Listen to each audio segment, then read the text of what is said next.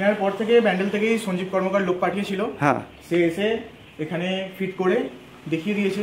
বাতাসা যেগুলো বেরিয়েছে একবারই বেরিয়েছিল, তাও খুব ভালোভাবে বেরোয়নি। কোনো বাতাসা ফুলছে, কোনো বাতাসা এরকম ছোট, কোনো মানে পারফেক্ট শেপ আসছে না। আচ্ছা আচ্ছা, এই হচ্ছে কথা।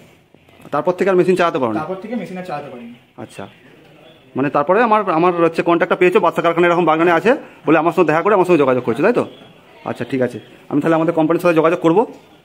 এই হচ্ছে মেশিন, এই ভাইটা নিয়ে ফেসে গেছে। মেশিনের এসএমপিএসের কোনো ঠিক নেই, দুটো এসএমপিএস কি দিয়েছে বোর্ডের মধ্যে, তাও বলছে ইলেকট্রিকের শর্ট মারে।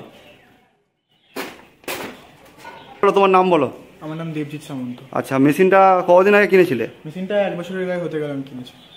কিরম দাম নিয়েছিল কিরকম? মেশিনটা নিয়েছে 2 লাখ টাকা। 2 লাখ টাকা নিয়েছে। মেশিন কেনার পর থেকে মেশিন কি এরকম বন্ধ করে রেখেছে কেন, চালাতে পারছো না? Unsuccessful machine.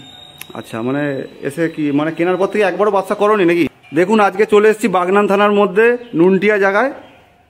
না, খোলো দাদা, এটা খোলো, মেশিনটা খোলো।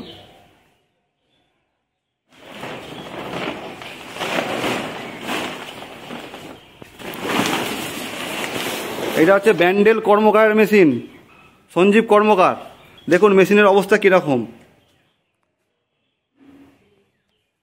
এখানে মেশিনের ট্যাঙ্কি খুলে পড়ে আছে, হপারটা এখানে বেল্ট খুলে পড়ে আছে, আর মেশিনটা এইভাবে পড়ে আছে। আর মেশিনটা এই ভাই নিয়ে এসেছিলো। ভাই